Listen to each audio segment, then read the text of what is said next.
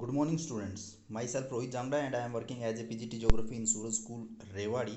And now today we discuss about the manufacturing industries, chapter 6, class 10th. Okay, guys. Now first of all we just discuss about what do you mean by manufacturing. ठीक है, तो देखिए सीधी सी अगर simple सी मैं language में आपको बताऊं या सीधा सा सिंपल सी भाषा में मैं आपको समझाऊं तो मैन्युफैक्चरिंग का मतलब होता है कि किसी भी रॉ मटेरियल को फिनिश गुड्स के अंदर कन्वर्ट कर देना और उसकी क्वालिटी के अंदर चेंज कर देना। आपका फिनिश गुड्स के साथ ये हो जाता है मैन्युफैक्चरिंग। ठीक है, या ये कह लीजिए कि raw material convert into finish goods with their improvement in their quality. ठीक है, उसकी क्वालिटी के अंदर इम्प्रूव करके और उसको फिनिश गुड्स के अंदर कन्वर्ट कर देना आपका क्या कहलाता है, मैन्युफैक्चरिंग कहलाता है। आपके पास बहुत से एग्जांपल हैं, जैसे आप एग्रीकल्चर अगर देखोगे आप तो आप देखोगे कि किस तरह से शुगर केन से आपकी शुगर बनाई जाती है और किस तरह से आपके जो इसके अलावा आपके जो रॉ मटेरियल होते हैं, जैसे आपकी आयरन है, किस तरह से आपका आयरन ओर से आयरन को बनाया जाता है, किस तरह से आपकी आयरन से बहुत सी अलग अलग चीज़ें भी बनाई जाती हैं, जैसे मशीन्स बनाई जाती हैं, ट्रैक्टर है, ट्रक है, ये सारी चीज़ें क्या हैं, फिनिश गुड्स हैं और उसकी क्वालिटी के अंदर क्या हो रहा है, चेंज हो रहा है। अब उसके बाद बात करते हैं हम कि किस तरह से आपकी जो इम्पोर्टेंस ऑफ मैन्युफैक्चरिंग है, मैन्युफैक्चरिंग की इम्पोर्टेंस कैसे। देखिए मैन्युफैक्चरिंग आज के टाइम में, at the modern time, manufacturing industries not only help in the modernizing agriculture which form the backbone of और इकोनॉमी। देखिए अगर प्राइमरी सेक्टर बहुत ज़्यादा किसी देश का है तो उसके लिए भी आपकी मैन्युफैक्चरिंग इंडस्ट्रीज़ बहुत ज़्यादा ज़रूरी हैं। मैन्युफैक्चरिंग इंडस्ट्रीज़ से आप कितने ही जो चीज़ें हैं जो तैयार करते हैं, जैसे ट्रैक्टर है, ट्रैक्टर के साथ यूज़ होने वाली जितनी भी मशीन्स हैं वो सारी की सारी आप यूज़ करते हो। ठीक है, और ये मशीन्स कहाँ तैयार होती हैं, ये आपकी मैन्युफैक्चरिंग इंडस्ट्रीज़ के अंदर तैयार होती हैं। तो कहीं ना कहीं प्राइमरी सेक्टर के लिए जो आपका सेकेंडरी सेक्टर है वो बहुत ज़्यादा यूज़फुल है। After that industrial development is a precondition for eradication of unemployment and poverty from the country. आप ये सोच लीजिए कि अगर कहीं पे मैन्युफैक्चरिंग इंडस्ट्रीज़ हैं या इंडस्ट्रीज़ हैं तो आप सीधा सा या सिंपल सी लैंग्वेज में ये कह सकते हैं कि वहाँ पे एम्प्लॉयमेंट भी बहुत ज़्यादा लोगों के लिए होगा। क्यों? क्योंकि जितनी ज़्यादा इंडस्ट्रीज़ होंगी लोगों को काम मिलेगा और काम मिलेगा तो उनका काम भी क्या होगा, चलेगा। ठीक है, उनकी पॉकेट में पैसा आएगा। उसके बाद है एक्सपोर्ट ऑफ मैन्युफैक्चर गुड्स। आप जो चीज़ तैयार करोगे इंटरनेशनल मार्केट में उसकी वैल्यू होगी, उसको आप बेचोगे, उससे आपके पास पैसा आएगा, तो किसी भी देश के अंदर जो फॉरेन करेंसी है वो भी आप उससे गेन कर सकते हो।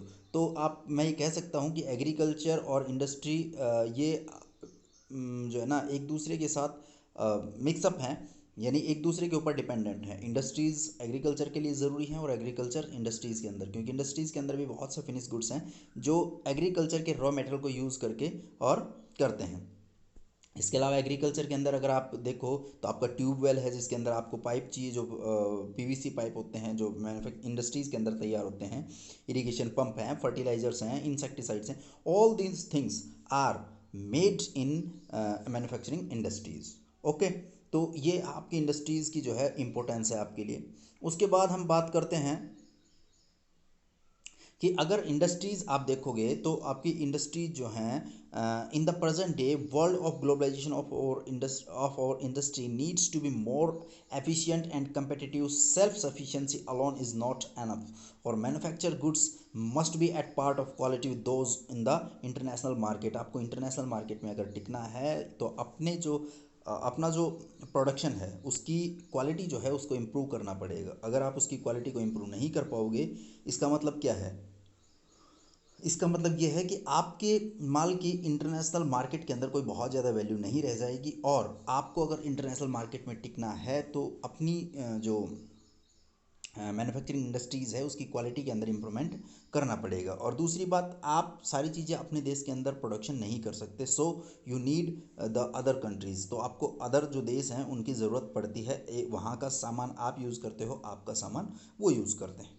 ओके, उसके बाद है contribution of industries to the national economy. देखिए जीडीपी जो आपकी नेशनल इकोनॉमी है जिसको हम जीडीपी बोलते हैं, ग्रोस डोमेस्टिक प्रोडक्ट, उसके अंदर करीबन 27% जो है वो आपका इंडस्ट्री है, जिसके अंदर से 10% जो है वो आपका माइनिंग, केयरिंग और इलेक्ट्रिसिटी, गैस वगैरह यहाँ से आता है। तो एज़ पर मैं ये कह सकता हूँ कि 17% जो है वो डायरेक्ट आपका सेकेंडरी जो क्या कहते हैं सेक्टर है उससे आता है, यानी मैन्युफैक्चरिंग इंडस्ट्रीज से आता है। अब this is much lower in the comparison of East Asian economic where it is 25 to 35%. The trend to growth rate in manufacturing over the last decades has been around 7% per annum. The desire growth rate over the next decade is 12%। आप अगर देखोगे तो हमारे यहाँ पे करीबन 7% के आसपास आपका इंप्रूवमेंट है, जो आपको कितना चाहिए, करीबन डिज़ायर आपकी कितनी है, इच्छा आपकी कितनी है, करीबन 12% आपकी पॉपुलेशन जिस हिसाब से बढ़ रही है, ज़रूरी हो जाता है कि आपको इतनी ज़्यादा उसकी चाहिए, मतलब ग्रोथ जो चाहिए। 2003 के अंदर manufacturing is once again growth rate of 9 to 10% per annum with appropriate policy intervention by the government and renewed efforts by the industry to improve the productivity. Economists predict that manufacturing can achieve its target over in next decades. The National Manufacturing Competitiveness Council NMCC has been set up with the these objectives। मतलब आप जो नए, आपको मैं ये कहूँ कि नए जो इंडस्ट्रियलिस्ट हैं वो अपनी डिमांड को, अपनी नीड्स को कंप्लीट करने के लिए क्या कुछ कर सकते हैं, उसके लिए आपकी एनएमसीसी को भी सेटअप किया गया था ऑब्जेक्टिव्स के साथ कि आप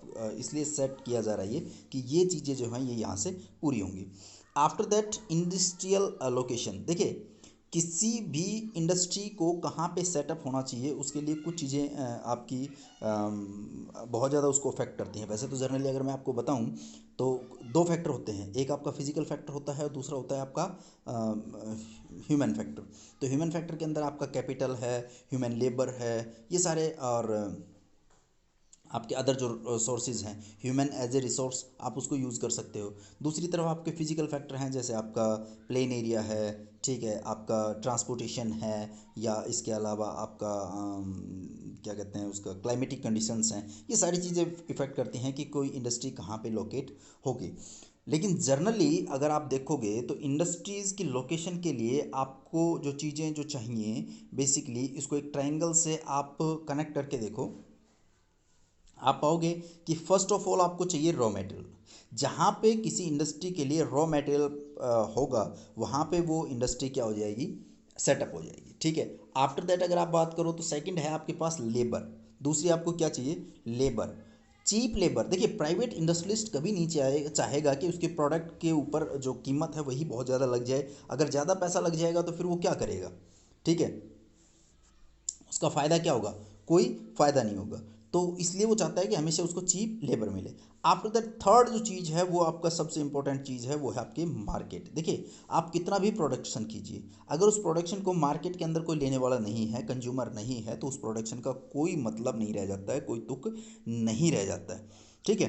तो इस तरह से आप देख सकते हो कि जो आपकी एमएनसीज होती हैं वो हमेशा उस तरह उस जगह पे सेटअप होती हैं। आप इंडिया के अंदर भी देखिए, टोटल इंडिया के अंदर आपको दिखाई देंगे तो केवल 8 जोन हैं जहाँ पे आपकी इंडस्ट्रीज़ हैं। जैसे आपके दिल्ली के आसपास है, आपके जो बिहार रीजन है, उड़ीसा रीजन है, इस रीजन के अंदर ट्रेडिशनल इंडस्ट्रीज़ हैं। इसके अलावा जो पोर्ट वगैरह ट्रांसपोर्ट की वजह से आपका मुंबई के आसपास का रीजन जो है, साउथर्न जो एग्रो बेस्ड इंडस्ट्रीज़ है, बेंगलोर के अंदर आपका आईटी हब है। तो ये सारी इंडस्ट्रीज जहाँ पे जैसा रॉ मटेरियल आपको मिलेगा, आपको रॉ मटेरियल मिलेगा, इसके अलावा आपको लेबर मिलेगी, वहीं पे आपकी इंडस्ट्री क्या होगी, लोकेट होगी। ओके, तो ये था आपका इंडस्ट्रियल लोकेशन। आफ्टर दैट ये industrial location of an industry के लिए आपके 4 फैक्टर यहाँ पे बताए गए हैं, जिसके अंदर आप देख सकते हो एक है आपका cost of production at site, cost of obtaining raw material at site, cost of distribution of production and the decision to locate factory at size, ठीक है। तो ये 4 फैक्टर इसके अंदर दिखा रखे हैं जिसको आप देख सकते हो। उसके बाद है classification of industry on the basis of source of raw material, ठीक है। ये रॉ मटेरियल के बेस पे आपके इंडस्ट्री कितने टाइप हैं, इसके अंदर आप पहले भी पढ़ गया हो, आपका एग्रो बेस्ड है और इसके अलावा आपका मिनरल, मीन्स कि जिनके अंदर आपका एग्रीकल्चर प्रोडक्ट यूज़ होता है वो आपकी एग्रो बेस्ड इंडस्ट्रीज़ हैं, और जिनके अंदर आपके मिनरल्स लाइक स्टील है, सीमेंट, एल्यूमिनियम, मशीन्स, टूल्स, ये सारी चीज़ें यूज़ होती हैं, वो आपकी क्या है, एग्रो मतलब ये mineral based according to their main role. देखिए इंडस्ट्री क्या रोल निभाती है, एक तो है आपकी बेसिक इंडस्ट्री, जैसे आपकी की इंडस्ट्री कह लो, इसको बेसिक इंडस्ट्री कह लो, या मैं ये कहूँ कि ये आपकी ऐसी इंडस्ट्री हैं जो अदर इंडस्ट्रीज़ के लिए रॉ मटेरियल प्रोड्यूस करते हैं। जैसे आपकी आयरन इंडस्ट्री है, आयरन के अंदर जैसे ट्रक है उसमें भी आयरन यूज़ हो रहा है, ट्रैक्टर बन रहा है उसमें भी आयरन यूज़ हो रहा है, मशीन्स बन रही हैं उसमें भी आयरन यूज़ हो रहा है। लेकिन ये आयरन जब यूज़ हो रहा है उससे पहले जो आयरन, प्योर आयरन बना, वो कहाँ से आया? तो जो आपकी ये ये आपकी जो क्या कहते हैं इसको, सॉरी, ट्रेडिशनल जो इंडस्ट्रीज़ हैं ये आपकी इसके अंदर आती हैं। उसके बाद आपकी कंज्यूमर, देखिए डायरेक्ट कंज्यूमर्स तक कोई चीज़ पहुंचती है, जैसे शुगर है आपका, टूथपेस्ट है, पेपर है, स्विंग मशीन है, फैंस है, ये सारे क्या हैं आपकी डायरेक्ट कंज्यूमर इनको क्या करता है, यूज़ करता है। तो इस तरह की आपकी कंज्यूमर इंडस्ट्रीज़ हैं। On the basis of capital investment, देखिए कैपिटल कितना पैसा उसके अंदर लगा है। इसके अंदर है आपकी स्मॉल स्केल इंडस्ट्रीज़, ठीक है, जिसके अंदर थोड़ा सा पैसा लग सकता है, आप कॉटेज इंडस्ट्री भी इनको कह सकते हो, घर के अंदर होती हैं। उसके अलावा आपका क्या है, एमएनसीज हैं, मल्टीनेशनल कॉरपोरेशन है, जो बहुत से देशों के अंदर एक साथ होती हैं, इनके अंदर बहुत वास्ट पैसा एक साथ लगाया जाता है। उसके बाद है on the basis of ownership. Ownership के अंदर आपको पता है अच्छी तरह से कि आपका पब्लिक सेक्टर है, प्राइवेट सेक्टर है, जॉइंट सेक्टर है, और आपका कोऑपरेटिव सेक्टर है, ठीक है। तो ये आपके वो सारे कोऑपरेटिव सेक्टर इंडस्ट्रीज़ हैं। तो ये आपके सारे वो सेक्टर हैं जिनसे आप देख सकते हो कि प्राइवेट क्या है, ओनली सिंगल ओनर है, पब्लिक क्या है जिसका गवर्नमेंट है, जॉइंट कहाँ है जहाँ पे पब्लिक और प्राइवेट यानी सिंगल ओनर जो है वो दोनों मिलके हैं। इस तरह से आपकी इंडस्ट्रीज़ हैं। On the basis of bulk and weight of material, ये आपकी हैवी है, लाइट है। देखिए जहाँ पे रॉ मटेरियल हैवी बन के आएगा, रॉ मटेरियल से फिनिश गुड्स अब आपका हैवी बन के आएगा, वो आपका क्या है, फिनिश हैवी इंडस्ट्रीज़ है। और लाइट जैसे आपके खिलौने बन के आ रहे हैं, ये क्या है, बिल्कुल लाइट है, वेट है ही नहीं उसके अंदर, तो वो आपकी लाइट इंडस्ट्रीज़ है। आफ्टर दैट अगर मैं बात करूं, तो उसके बाद बात करते हैं हम एग्रो बेस्ड इंडस्ट्रीज़ की। क्या होती हैं एग्रो बेस्ड इंडस्ट्री? देखिए मैंने वहाँ पे भी जिक्र किया था, यहाँ पे फिर कर देता हूँ। एग्रो बेस्ड इंडस्ट्रीज़ आपकी वो इंडस्ट्रीज़ होती हैं जिनके अंदर रॉ मटेरियल एग्रीकल्चर से आता हो। फॉर एग्जांपल आपका कॉटन है, जूट है, सिल्क है, वुलन है, वुलन टेक्सटाइल है, यानी आपकी कपड़े का जो है, शुगर है, एडिबल ऑयल है, industries are based on the agriculture raw material. अब देखिए फाइबर प्रोडक्शन है, उसके बाद स्पिनिंग है, उस यार्न में कन्वर्ट हो जाएगा, फिर उसके बाद वीविंग एंड नाइटिंग है, उसके अंदर क्या है वो फैब्रिक में हो जाएगा, फिर उसके बाद डाइंग एंड फिनिशिंग वो क्या है आपका गारमेंट्स में हो जाएगा। तो ये इस तरह से आप देख सकते हो कि कैसा एक सिस्टम चला हुआ है कि पहले कहाँ से आपका फाइबर प्रोडक्शन के अंदर रॉ फाइबर है आपका, मतलब वो जो कपड़ा है वो कैसे तैयार होता है। इसके अंदर है आपका टेक्सटाइल इंडस्ट्री। देखिए टेक्सटाइल इंडस्ट्री अगर आज के इसके अंदर देखोगे आप, तो एक बड़ा ऐसा मतलब रीज़न है, ये कहूँ मैं इसको, या एक बड़ी एक ऐसी इंडस्ट्री जो है बहुत ज़्यादा आपका क्या कहते हैं उसको, एम्प्लॉयमेंट जनरेट करती है। इसके अलावा आपका फॉरेन एक्सचेंज जो है वो इसके अंदर बहुत ज़्यादा होता है, आपको जो फॉरेन करेंसी है वो इसके अंदर आपको बहुत ज़्यादा मिलती है। तो उसके बाद है आपका कॉटन टेक्सटाइल। देखिए कॉटन टेक्सटाइल इंडिया में हमेशा से इम्पोर्टेंट रहा है, ठीक है, 18th सेंचुरी से लेके और आज तक। इवनली महात्मा गांधी के जितने भी आप देखोगे, जब ड्यूरिंग द इंडिपेंडेंट, ठीक है, इंडिपेंडेंस जो आपका मोमेंट चला था उसके दौरान बार बार गांधी जी ने कहा है कि अपने कपड़े खुद तैयार करो, खुद पहनो, ये करो, फलाना करो, दिमका करो, 100 बातें कही है उन्होंने इस कॉटन टेक्सटाइल इंडस्ट्रीज़ को लेके। और उस टाइम कॉटन टेक्सटाइल इंडस्ट्री से अंग्रेज़ों ने भी बहुत ज़्यादा पैसा कमाया है, यहाँ की कॉटन को लेके गए हैं, ठीक है, और उन्होंने वहाँ पे उसको तैयार किया गया। पहली जो कॉटन टेक्सटाइल इंडस्ट्री या टेक्सटाइल मिल जो थी, वो पहली बार जो लगाई गई थी इंडिया के अंदर, वो 1854 के अंदर मुंबई में लगाई गई थी, ध्यान रखना। और उसका रीज़न क्या था कि रॉ मटेरियल मुंबई के अंदर बहुत जल्द अच्छे से मिल जाता है, कॉटन मिल जाती है। क्यों? क्योंकि ब्लैक सॉयल है और इसको कॉटन सॉयल भी कहा जाता है, ठीक है। उसके बाद धीरे धीरे ये साउथ की तरफ मूव करने लगी है आपकी ये, क्योंकि इसके लिए क्लाइमेटिक कंडीशन कैसी चाहिए, जहाँ पे क्लाइमेट के अंदर थोड़ा सा आपका मॉइस्चर रहे, ठीक है, और ऐसी जो हैं वो सारी जो फैसिलिटीज़ हैं वो साउथ के अंदर मिल जाती हैं। उसके बाद अगर आप कहोगे तो देखोगे कि while spinning continue to be centralised in the Maharashtra, Gujarat and Tamil Nadu, weaving the highly centralised to provide the scope for incorporating traditional skills and design of weaving in cotton, silk, zari, embroidery, etc. India has world class production in spinning, but weaving supplies low quality of fabric as they cannot use much of high quality yarn production in the country. Weaving is done by handloom, powerloom and mills, ठीक है। Handloom जहाँ पे हाथ से काम होता है, powerloom उसी काम को मशीन से किया जाता है, and the mills where you convert into finishes. बिल्कुल, आपने सिर्फ धागा तैयार नहीं किया बल्कि वहाँ से कपड़ा भी तैयार कर दिया है। ठीक है, तो इस तरह से India export yarn to Japan, सबसे ज़्यादा हम जापान को बेचते हैं। उसके बाद importers of cotton goods from India are US से है, यूके है, रसिया है, फ्रांस है। ये बहुत से देश हैं जिनको हम क्या करते हैं, अपना जो कॉटन है या ये कहूँ जो यार्न है अपना जो तैयार, वो सेंड करते हैं। इसके अंदर नेपाल भी है आपका, सिंगापुर भी है, श्रीलंका भी है, ये सारे देश इसके अंदर आते हैं। ठीक है, तो यहाँ पे आपकी ये हो गई पहली आपकी cotton textile industry. Okay guys, इसके बाद इसका मैप देख लेते हैं। देखो मैप के अंदर आप यहाँ से ये देखो, आप जो है आपकी कॉटन टेक्सटाइल इंडस्ट्री है, आपकी वुलन टेक्सटाइल इंडस्ट्री है और सिल्क टेक्सटाइल है। ठीक है, तो ये आप देख सकते हो कि कौन कौन सी इंडस्ट्री कहाँ पे हैं। तो इनको अगर आप देखोगे तो रेड कलर के अंदर जो आपका ये